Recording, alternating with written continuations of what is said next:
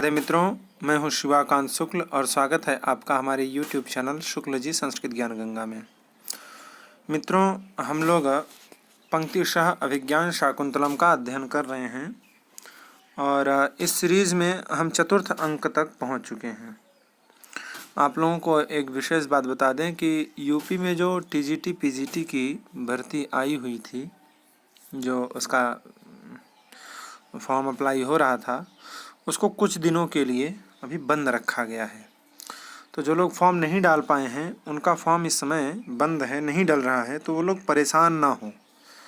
उसमें कुछ कमी थी, जैसे जीव विज्ञान के लिए कोई भी विज्ञप्ति ऐसी नहीं थी, तो उन विद्यार्थियों को भी उसका फ़ायदा मिल सके इसलिए। और दूसरी बात यह है कि जो तदर्थ हैं, अर्थात जो अभी प्राइवेट में कहीं पढ़ा रहे हैं, उनको जो 35 नंबर अलग से मिलना था, और जो नए विद्यार्थी हैं जिनके पास कोई भी एक्सपीरियंस नहीं है, एक्सपीरियंस सर्टिफिकेट वगैरह उन्होंने नहीं रखा है, तो अब अगर उन दोनों का साथ में ही एग्ज़ाम होगा और उनकी साथ में मेरिट बनाई जाएगी, तो जो बेचारे नए विद्यार्थी हैं वो तो 35 नंबर ऑलरेडी पीछे हो गए। इसलिए इन सारी बातों को ध्यान में रखते हुए सुप्रीम कोर्ट का जो आदेश हुआ है, उस आदेश को भी ध्यान में रखते हुए कि भाई दोनों का साथ में न करवाया जाए, जो चयन बोर्ड है उन्होंने कुछ दिनों के लिए उसमें कुछ सुधार करने के लिए, कुछ करेक्शन करने के लिए कुछ दिनों के लिए उसे अभी स्थगित कर रखा है। तो आप लोग अपनी तैयारी चालू रखिए, क्योंकि ज़्यादा नहीं 10-15 दिन में ही ये कार्यक्रम फिर स्टार्ट होने वाला है, फिर शुरू होने वाला है और आप लोगों को पूरा टाइम मिलेगा। और रही बात फॉर्म डालने की, तो ये फॉर्म सबको डालना पड़ेगा। जिन्होंने डाल दिया है वो उन्हें भी डालना पड़ेगा, और जिन्होंने नहीं डाला है उनको तो डालना ही है। अब जिन्होंने डाला है उनके लिए फॉर्म तो उन्हें पूरा अप्लाई करना ही पड़ेगा। बस रही बात ये कि आपने एक बार पेमेंट कर दिया है तो आपको दोबारा पेमेंट करने की ज़रूरत नहीं है। आप अपना एप्लीकेशन नंबर और उसका पासवर्ड जो है उसको सुरक्षित रखिए। जैसे ही ये ऑनलाइन आवेदन प्रारंभ होता है तो आप लोग अपने एप्लीकेशन नंबर और पासवर्ड से अपना ही फॉर्म दोबारा फिलअप कर दीजिए, दोबारा भर दीजिए। तो अब ज़्यादा नहीं, 10-15 दिन या मान लीजिए 1 महीने लग सकता है, इतने के अंदर ही आने वाला है। आप लोग अपने एजुकेशन को, अपने अध्ययन को ढीला मत छोड़िए, उसमें मेहनत करते रहिए। ये मौका मिल गया है कि जिसके पास EWS का सर्टिफिकेट नहीं था वो अपना अब बनवा लें। अभी मौका है, खूब है, पर्याप्त है, 10-15 दिन में बन जाएंगे। क्योंकि काफ़ी लोगों को ऐसा लग रहा था कि EWS में केवल टिक मार देंगे, जैसे नेट JRF के एग्ज़ाम में उसका फॉर्म अप्लाई करते समय टिक मार देते हैं, सर्टिफिकेट बाद में लगता है। तो ऐसी कोई बात नहीं है। यहाँ पर आपके सर्टिफिकेट का नंबर डाला जाता है, और किसने सर्टिफिकेट इशू किया है, आपके जिलाधिकारी हैं अथवा आपके तहसीलदार हैं, किसने इसको बनाया है, उनका नाम वगैरह भी इसमें डलता है। तो इसलिए जिनका नहीं बना है वो अति शीघ्र बनवा के रख लें, और ज़्यादा नहीं, 10-15 दिन या 1 महीने के अंदर यह जो आवेदन है वो दोबारा प्रारंभ हो जाएंगे। इसलिए हम अपनी पढ़ाई को ढीला न छोड़ते हुए, पढ़ाई को उसी तरीके से ले चलते हुए, आप लोग उस विज्ञप्ति को देखकर ऐसा ना समझें कि अब यहाँ भर्ती कैंसिल हो गई है, अब ये भर्ती। हमारे लिए तो ये बहुत अच्छा हुआ है कि अगर हम लोग इतना मेहनत करने के बाद हमको ये पता चलता कि अरे अब तो ये कोर्ट में चला गया है, अब इसका मामला होगा और फिर ये निरस्त कर दिया जाएगा, और हमारा पेपर बहुत अच्छा गया है, उसके बाद अगर वो निरस्त हो जाता तो हमें कितना कष्ट होता। अच्छा है कि ये पहले ही निरस्त हो गया। अब उसमें जो बाद में करेक्शन होता वो पहले ही कर लिया जाएगा, तो कम से कम हमारी जो मेहनत है वो बेकार नहीं जाएगी। तो ये हमारे लिए बहुत खुशखबरी है, दुख की बात नहीं है। तो ये छोटी सी न्यूज़ थी, छोटी सी विज्ञप्ति थी, इसलिए हमने आप लोगों को बता दिया। आप लोग वैसे भी देख लिए होंगे, वो गूगल पर आप जा कर के देख सकते हैं, ये नॉर्मल सी बात है, निकला हुआ है पहले से ही। तो अब हम आते हैं अपने टॉपिक पर। तो मित्रों देखिए, हम लोग संस्कृत के लिए ही सिर्फ कार्य कर रहे हैं। हमने हिंदी का 1-2 टॉपिक स्टार्ट किया था, लेकिन फिर उसको बंद कर दिया, क्योंकि हिंदी तो बहुत लोग पढ़ा रहे हैं, संस्कृत की कक्षाएं बहुत कम हैं और संस्कृत के विद्यार्थियों को बहुत भटकना पड़ता है। ऐसा कोई समस्या ना आए, इसलिए जितना हमको नॉलेज है, जितना हम आप लोगों के लिए कर सकते हैं वो हम कर रहे हैं। तो आप लोग भी इस स्टेज को इतने ऊंचे तक पहुंचाएं कि लोगों को ये पता चले कि हाँ, संस्कृत पढ़ने लिखने बोलने समझने वाले लोगों की भी कुछ अहमियत है। जो हमारी इज्जत नहीं करते हैं, जो हमारी कद्र नहीं करते हैं, हमको बड़ी गिरे हुए नज़र से देखते हैं कि अरे इनके फॉलोअर्स ही कितने हैं, अरे संस्कृत को चाहने वाले ही कितने लोग हैं, तो उनको हमको ये दिखाना चाहिए कि नहीं, संस्कृत को चाहने वाले भी बहुत लोग हैं। इसके लिए हमने एक स्टेज रखा है। उस स्टेज पे आप लोगों को केवल इतना सपोर्ट करना है कि वीडियो को ज़्यादा से ज़्यादा शेयर करना है, लोगों तक पहुंचाना है, लोग उसको देखें, समझें, उसको चैनल को सब्सक्राइब करें, लाइक करें, कमेंट करें, ताकि लोगों को ये पता चले कि नहीं, संस्कृत को चाहने वाले भी बहुत हैं, संस्कृत के फॉलोअर्स बहुत हैं। अभी संस्कृत और संस्कृति समाप्त नहीं हो रही है, ये और आगे की तरफ चल रही है। तो इसलिए मैं आपसे रिक्वेस्ट करता हूं कि अगर आप चैनल पर नए हैं तो प्लीज़ चैनल को ज़रूर सब्सक्राइब कर लीजिए और ज़्यादा से ज़्यादा अपने दोस्तों के पास शेयर किया करिए। वीडियो अच्छी लग रही हो तो आप लाइक ज़रूर कर दिया करिए। आपके लाइक से, कमेंट से मुझे बहुत ही प्रोत्साहन मिलता है। मुझे ऐसा लगता है कि नहीं, हाँ, हम जो कार्य कर रहे हैं वो लोगों के लिए बहुत ही अच्छा है, हमारे संस्कृत जगत के लिए ख़ास तौर से बहुत अच्छा है।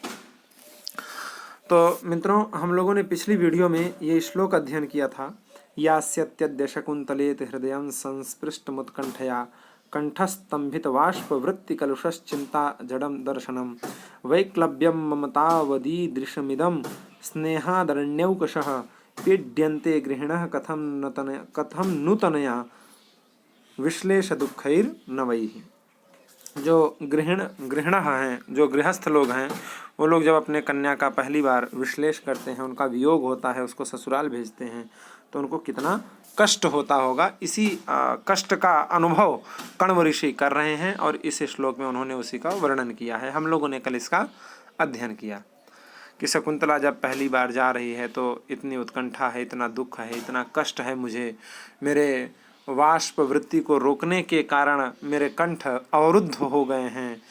चिंता जडम दर्शनम, चिंता के कारण मेरे जो दर्शन है, मेरे जो नेत्र हैं वो जड़ हो गए हैं, निश्चेष्ट हो गए हैं, निष्प्राण हो गए हैं। अगर ऐसी मेरी स्थिति है, मेरी ऐसी स्थिति है, क्यों?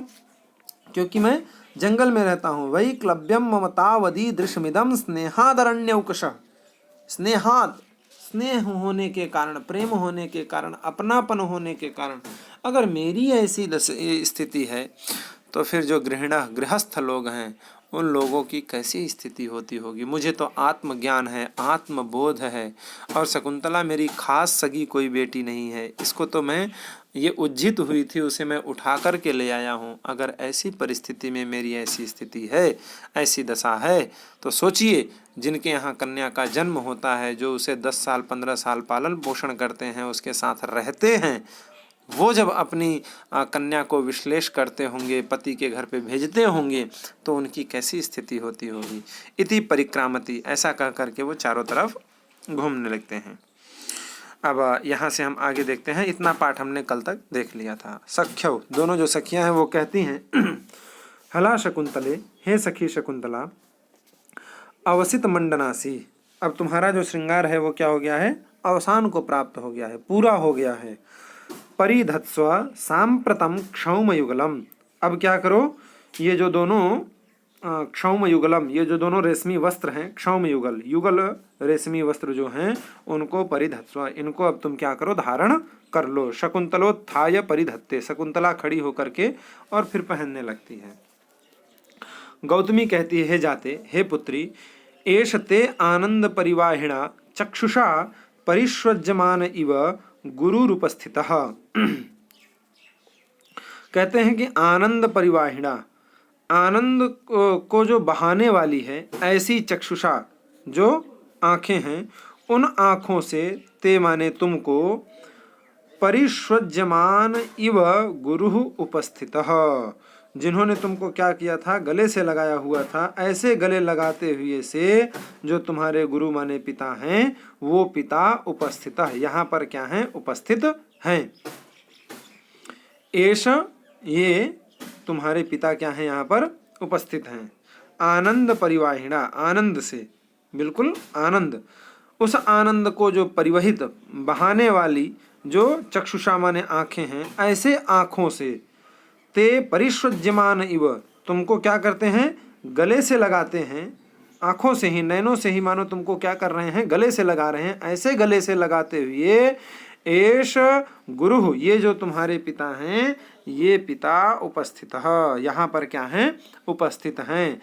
आचारम तावत प्रतिपद्यस्व, तो अब तुम क्या करो, जो तुम्हारा आचार है, जो उचित शिष्टाचार है, उस शिष्टाचार का तुम प्रतिपद्यस्व, उसका तुम प्रतिपादन करो, पालन करो। शकुंतला सव्रीडम, बड़ी लज्जा के साथ, हे तात वंदे, पिताजी आपको प्रणाम है। काश्यप, काश्यप ऋषि कहते हैं, हे वत्से, हे पुत्री, यया तेरिव शर्मिष्ठा भर्तुर्बहुमता भव, सुतं त्वमपि सम्राजं सेवपुरुमवाप्नुहि। यया तेरिव शर्मिष्ठा भर्तुर्बहुमता भव, सुतं त्वमपि सम्राजं सेवपुरुमवाप्नुहि।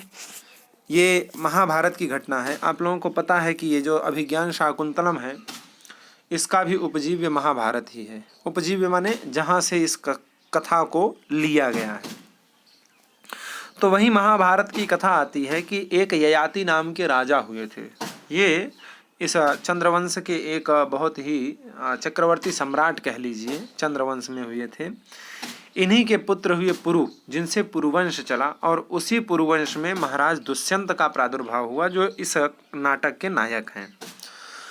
तो काश्यप ऋषि जी कहना चाहते हैं, कण्व ऋषि जी कहना चाहते हैं कि ययाति जो ऋषि थे, थोड़ी आप घटनाक्रम पर ध्यान दे लेंगे तो आपको समझ में अच्छा आएगा।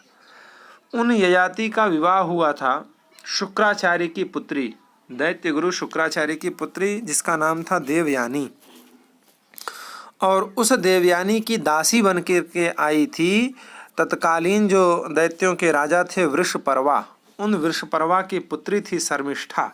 वो शर्मिष्ठा देवयानी की दासी बन के आई थी। उसकी कुछ घटना अलग है कि देवयानी को शाप लगा हुआ था, कच ने शाप दे दिया था। कच हैं देवताओं के गुरु, जो बृहस्पति हैं उनके पुत्र हैं कच। ये गए थे शुक्राचार्य जी के पास संजीवनी विद्या को सीखने के लिए। तो देवयानी इन पर मोहित हो गई। देवयानी ने कहा आप हमसे विवाह कर लीजिए, लेकिन शास्त्र ऐसा कहता है, गुरुवत गुरुपुत्रेषु तत्पुत्रेषु भ्रातृवत।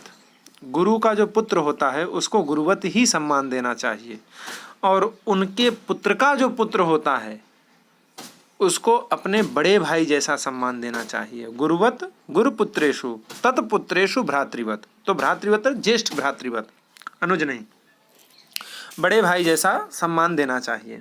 तो कच ने कहा कि देखो आप हमारे गुरु की पुत्री हैं, इसलिए आप हमारे लिए गुरु समान हैं, और गुरु समान पूजनीय होने के कारण मैं आपके साथ विवाह नहीं कर सकता। देवयानी ने कहा लेकिन हम तो आपसे प्रेम करते हैं। कच ने कहा आप करो ना करो, लेकिन ये न्याय नहीं है।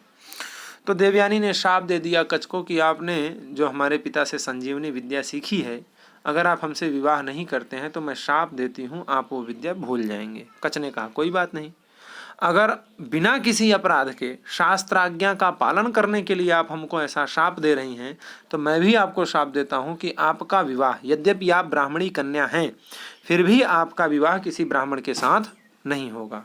ऐसा शाप मिलने के कारण ही ययाति क्षत्रिय थे, और ऐसे क्षत्रिय के साथ ब्राह्मणी कन्या का विवाह हो गया। ययाति के साथ देवयानी का विवाह हुआ। अब आपस में ही किसी झगड़े के कारण शर्मिष्ठा को यह निर्णय राजा ने सुना दिया था वृषपर्वा ने कि आपको देवयानी की दासी बनकर के ही रहना पड़ेगा।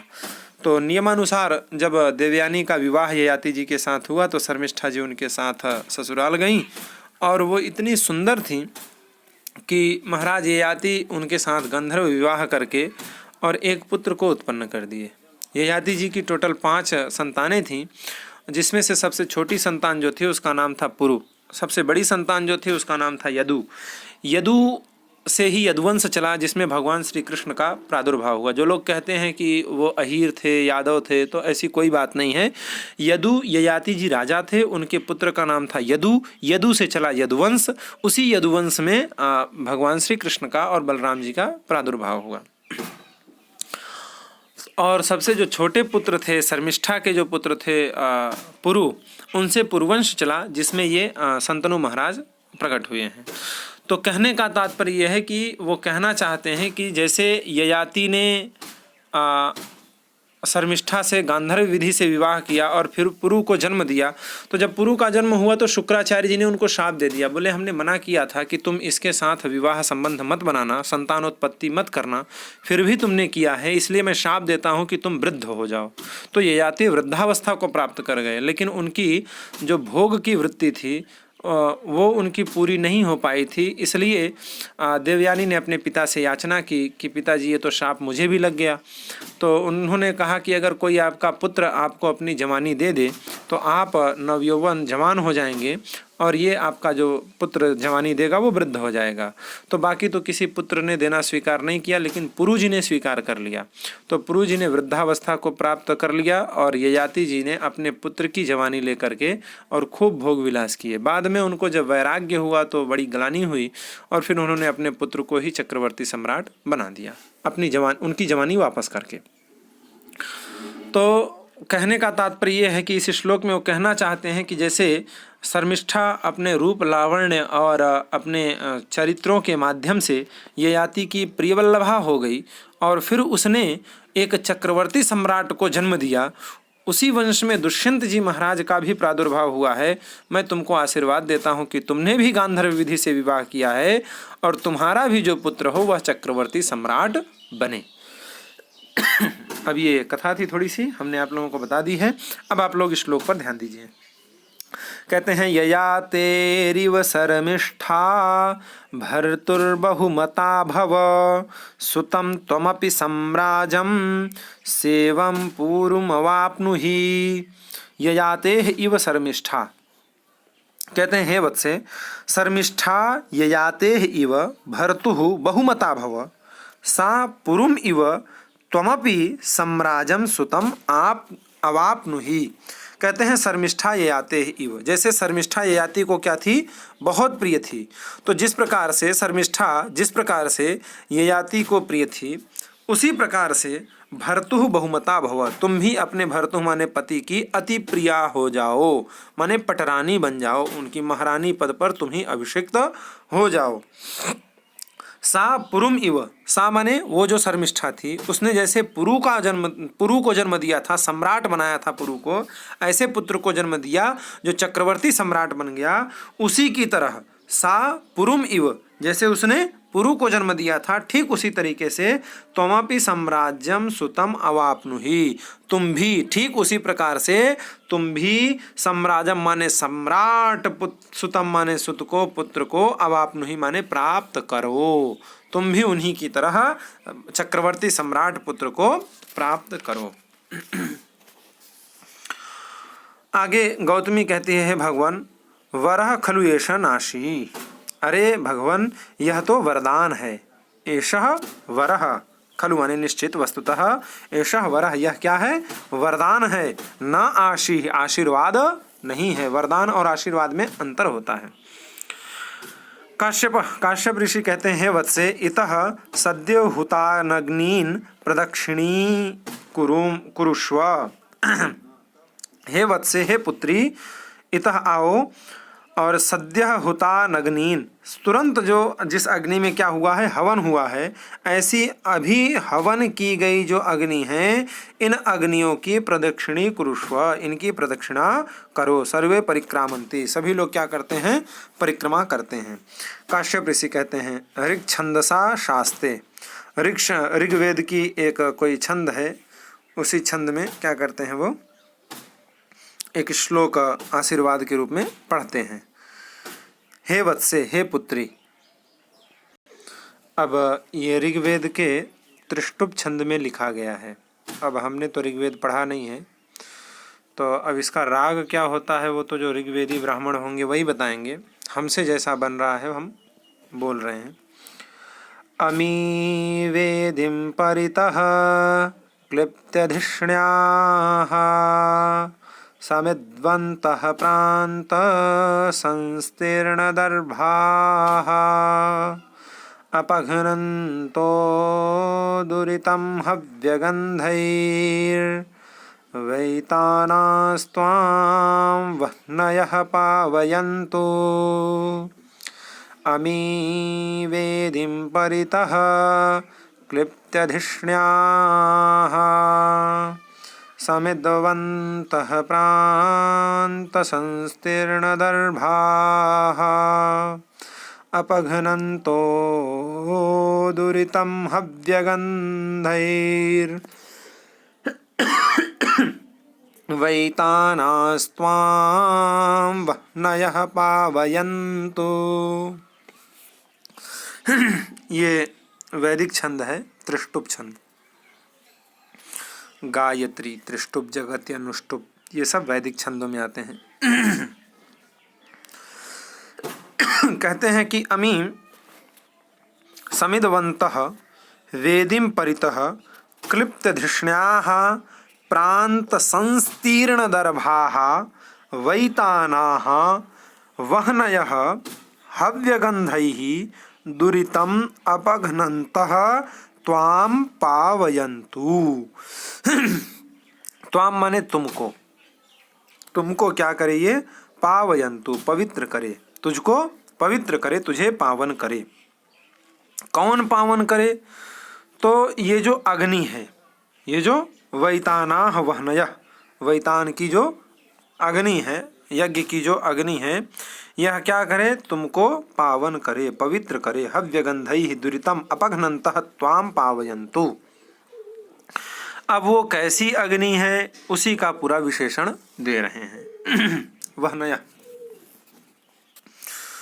कह रहे हैं कि अमी, अमी माने ये, समिदवन्तः, समिधाओं से जो प्रज्वलित है, ऐसी वेदीम परितः, वेदी के परितः माने चारों ओर जो क्लिप्तधिष्ण्याः, क्लिप्तधिष्ण्य है, प्रतिष्ठित है, प्रांत संस्तीर्ण दर्भाः, प्रांत माने किनारे पर, संस्तीर्ण माने बिछे हुए, जो दर्भ माने कुशा हैं, ऐसे कुशाओं से जो युक्त है, ऐसी वैतानाः वह्नयः, वैतान जो वहनी है, यज्ञीय जो अग्नि है, यह अग्नियाँ हव्यगंधैः, हव्य की जो गंध है, हव्य वस्तुएं जो हैं, उन वस्तुओं की जो गंधैः माने सुगंध हैं, उस सुगंध से दुरितम अपघ्नन्तः, तुम्हारे जो पाप हैं उन पापों को क्या करे? दूर कर दे, नष्ट कर दे। ऐसी नष्ट करती हुई त्वाम माने तुझको, पावयन्तु, वह पावन करे। कौन पावन करे? तो वैतानाः वह्नयः, वैतानिक जो अग्नि है, यज्ञीय जो अग्नियां हैं, बहुवचन का प्रयोग है। हरि हरि हरयः, वह्नि वह्न्य, वह्नि वह्नि वह्नि वह्नयः, तो वह्नयः बहुवचन का प्रयोग है, ह्रस्व इकारांतवत् चलेगा। तो वही कह रहे हैं कि यह जो वैतानाः वह्नयः, यह यज्ञीय जो अग्नियां हैं, यह अग्नियां त्वाम पावयन्तु, तुमको क्या करे? पवित्र करे।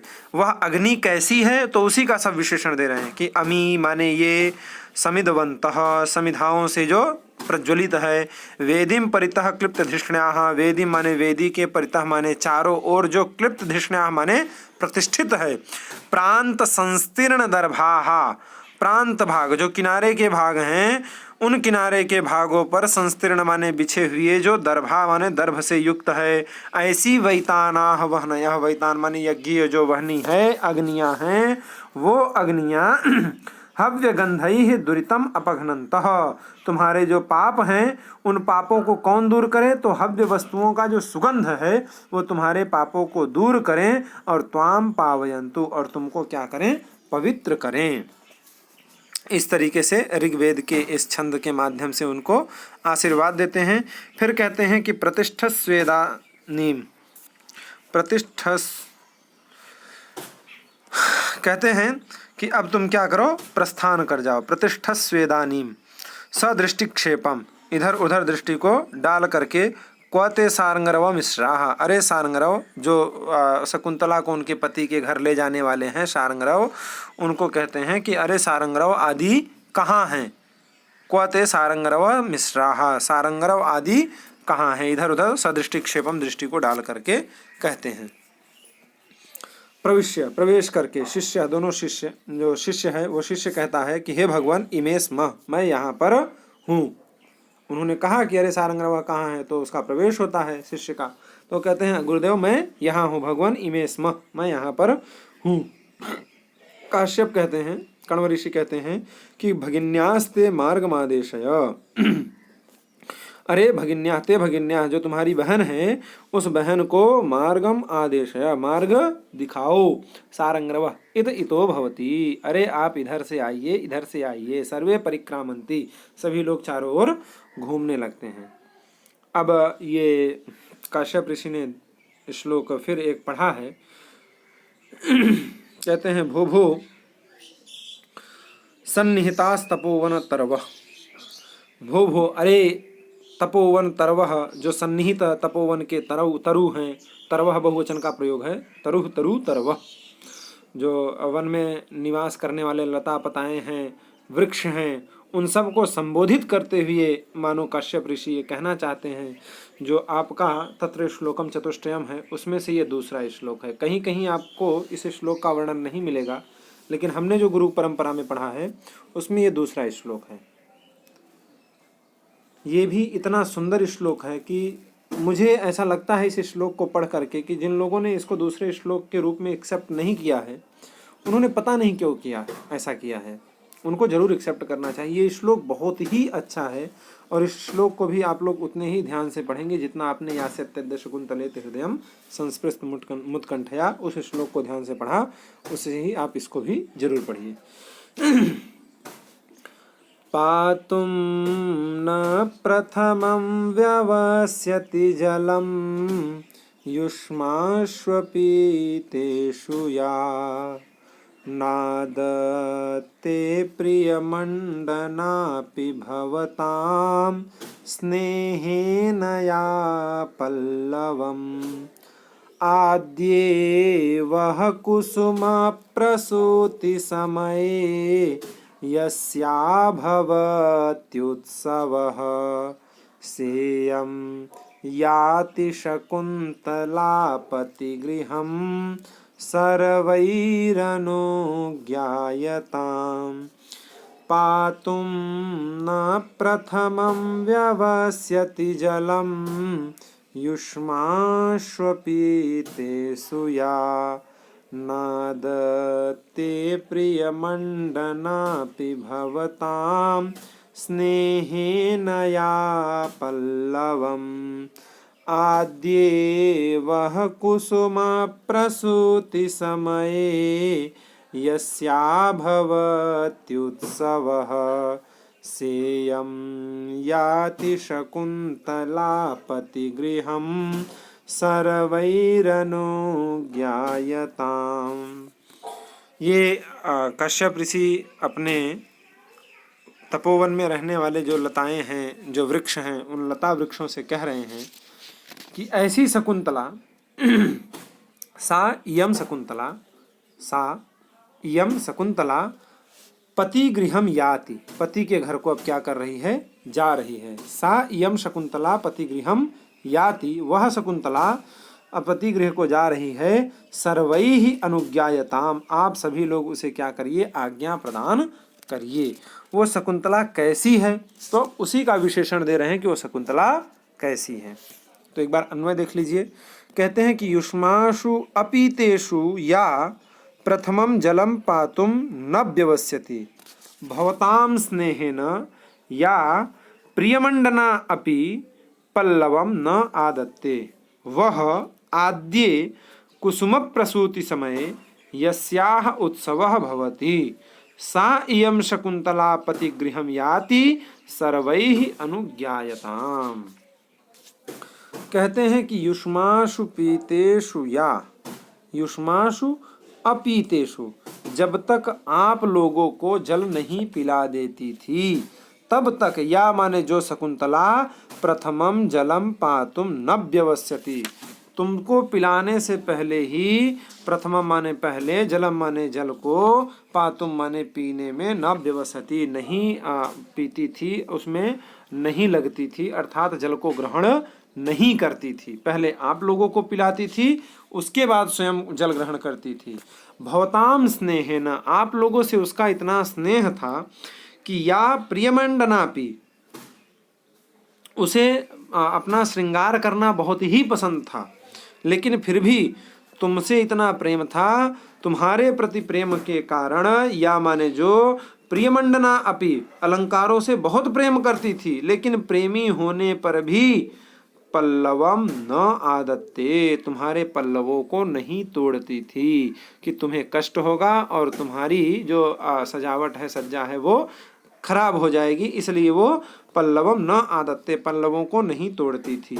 वह माने तुम लोगों के आद्य कुसुम प्रसूति समय, आद्य माने सबसे पहले जब कुसुम का प्रसूति होता था, पुष्प निकलते थे, उस समय यस्याह उत्सवः भवति, जिसका उत्सव होता था। अर्थात शकुंतला का अपना कोई बर्थडे नहीं था, अपना कोई किसी प्रकार का उत्सव नहीं था। जब आप लोगों की टहनियों में पुष्प निकलते थे, वही उसके उत्सव का समय आ जाता था। सा इयम शकुंतला, वही शकुंतला जो बिना आप लोगों को जल पिलाए जल नहीं पीती थी।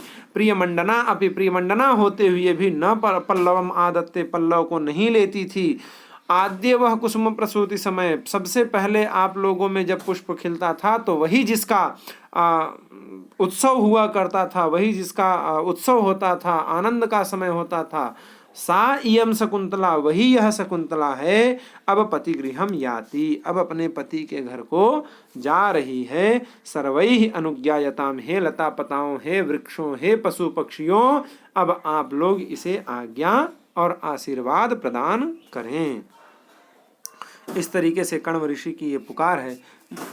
मैं जहाँ तक अपनी बात करता हूँ, मुझे ये श्लोक पढ़ करके बहुत आनंद आता है, इसलिए मैं ऐसा कह सकता हूँ कि तत्र श्लोकम चतुष्टयम में यह दूसरा श्लोक अवश्य होगा। कोकिल रवम सूचयित्वा, कोयल का शब्द सुनने का अभिनय करके, कोकिल रवम सूचयित्वा, उसका अभिनय करते हुए कहते हैं कि अनुमत गमना शकुंतला तरुभिरियं वनवास बंधुभिः परभृतविरुतं कलं यथा प्रतिवचनीकृतमेभिरीदृशम्। अनुमतगमना शकुन्तला तरुभिरियं वनवास बंधुभिः परभृतविरुतं कलं यथा प्रतिवचनीकृतमेभिरीदृशम्। कहते हैं इयं शकुंतला वनवास बंधुभिः तरुभिः अनुमत गमना यथा कलम परिभृतविरुतं एभिः ईदृशं प्रतिवचनीकृतम्। इयं शकुंतला, यह जो शकुंतला है, इस शकुंतला को वनवास बंधु भी, वनवास के जो बंधु हैं, साथी हैं, ऐसे साथी कौन?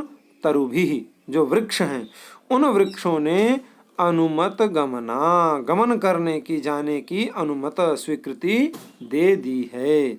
यथा कलम परिभृत विरुतम, यथा क्योंकि जो कलम सुंदरम, कलम सुंदरम, जो सुंदर परिभृत विरुदम, विरुतम, परिभृत विरुतम, जो कोयल की क्या है? आवाज है। उस आवाज को एभी माने इन्होंने ईदृशम, इस प्रकार से प्रतिवचनी कृतम, अपना प्रत्युत्तर बनाया है।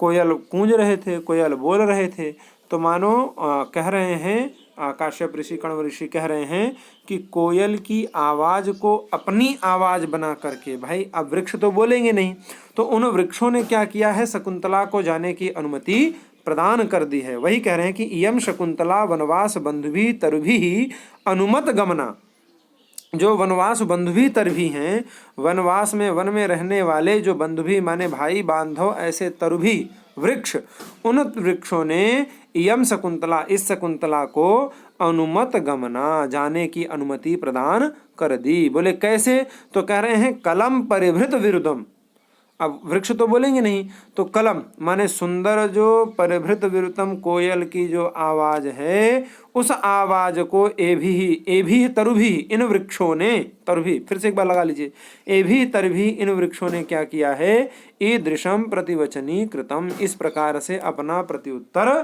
कृतम माने बनाया है। अर्थात कोयल की आवाज को ही उन्होंने अपना प्रत्युत्तर बना करके शकुंतला को जाने की अनुमति प्रदान कर दी है। आगे कहते हैं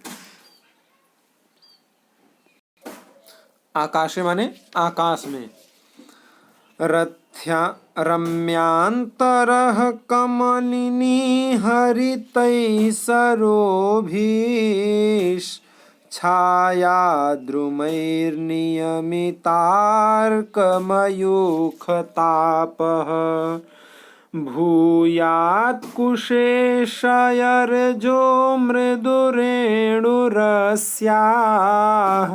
शान्तानुकूलपवनश्च शिवश्च पन्थाः रम्यांतरः कमलिनी हरितैः सरोभिः छाया द्रुमैर्नियमितार्कमयूखतापः भूयात् कुशेशयरजो मृदुरेणुरस्याः शान्तानुकूलपवनश्च शिवश्च पन्थाः। आकाश माने आकाश में कहते हैं कि कमलिनी हरितैः सरोभिः रम्यांतरः छायाद्रुमैः नियमितार्कमयूखतापः अस्याः पन्थाः कुशेशयरजो मृदुरेणुः शांतानुकूलपवनः च शिवः च भूयात्। ये भी आशीर्वाद ही है एक प्रकार से। कहते हैं कि कमलिनी हरितैः, कमलनियों से जो हरित माने हरे भरे, सरोभी माने जो सरोवर हैं, तालाब हैं, ऐसे तालाबों से रम्यांतरः, इसका जो मार्ग है उस मार्ग रम्यांतर हो गया है। रम्य माने रमणीय, अंतर माने जहाँ गंतव्य है उस स्थान से लेकर के और जहाँ से जा रहे हैं इस स्थान के मध्य का जो अनंतर भाग है वह पूरा क्या हो गया है, रम्य है, अर्थात मनोहर हो। छाया कैसे मनोहर हो, तो कह रहे हैं कमलिनी हरितैः सरोभी, कमलिनी जिसमें खिली हुई है, ऐसे कमलिनी से हरित माने हरे भरे, सरोभी माने सरोवरों से, तालाबों से इसका जो मार्ग है वो रम्यांतरः, जो मार्ग है बीच का, मध्य भाग का, अपने पति के यहाँ से लेकर के और पति के घर तक का, वो कैसा हो जाए, रम्य हो जाए, अर्थात मनोहर हो। छाया द्रुमैः, जो घनी छाया वाले द्रुम हैं, वृक्ष हैं, उन वृक्षों से नियमितार्क मयूख तापः, जो अर्क के मयूख का ताप है, मयूख माने किरणें, अर्क माने सूर्य, सूर्य के मयूख माने किरणों का जो ताप है वो नियमित हो जाए, संयमित हो जाए, दूर हो जाए, इतने घनेदार वृक्ष इसके रास्ते में मार्ग में आए कि जो अर्क मयूख ताप है, अर्क के माने सूर्य के, मयूख माने किरणों का जो ताप माने ताप है वो नियमित हो जाए, संयमित हो जाए, दूर हो जाए। अस्याह पंथाह, अस्याह शकुंतलायाह, इस शकुंतला का जो पंथाह माने मार्ग है वो कुशेशय रजो मृदुरेणुः, कुशेशय माने कमल, कमलों के जो रज हैं, पराग हैं, उन परागों से मृदु माने कोमल, रेणु माने धूल युक्त हो जाए। इसके रास्ते का जो मार्ग है वो कितना कोमल होना चाहिए, तो कह रहे हैं जैसे कमल के पराग होते हैं वो पराग पूरे मार्ग पर बिछ जाएं और वहाँ की जो धूली है वो इतनी कोमल हो जाए, पराग के मिश्रण के कारण पूरी धूली क्या हो, कोमल हो जाए। शांतानुकूल पवन, शांत और अनुकूल, शांत अनुकूल पवन, शांत और अनुकूल वायु से युक्त च शिवः च भूयात, और शिव माने कल्याणकारी हो। अस्याह पंथाः, इसका मार्ग जो है वो कुशेशय रजो मृदुरेणु, कुशेशय अर्थात कमल। कमल के जो रज हैं, पराग हैं, उन पराग से मृदु माने कोमल रेणु धूलि हो जाए। इसके मार्ग में अस्याह पंथा माने इसके मार्ग के जो रेणु हैं वो कमल के पराग के समान कोमल हो जाएं। और शांतानुकूल पवनः, शांत और अनुकूल हवा चले। शिवः च भूयात्, और बड़ा ही कल्याणकारी हो। क्या हो? तो अस्याह पंथा, कस्याह पंथा? शकुंतलायाः पंथा, शकुंतला का जो मार्ग है वो इस तरीके का हो जाए। सर्वे सविस्मयम् आकर्णयन्ति, सभी लोग बड़े आश्चर्य के साथ सुनते हैं उनकी बात को। तो मित्रों, आज की वीडियो में फ़िलहाल हम इतना ही रखते हैं। अगर आप हमारे चैनल पर नए हैं तो प्लीज़ चैनल को ज़रूर सब्सक्राइब कर लीजिए और ज़्यादा से ज़्यादा वीडियो को दोस्तों के पास शेयर करिए। अगर वीडियो अच्छी लगे तो लाइक ज़रूर कर दिया करिए, कमेंट करके हमको ज़रूर बताया करिए कि आपको हमारी वीडियो कैसी लगी है।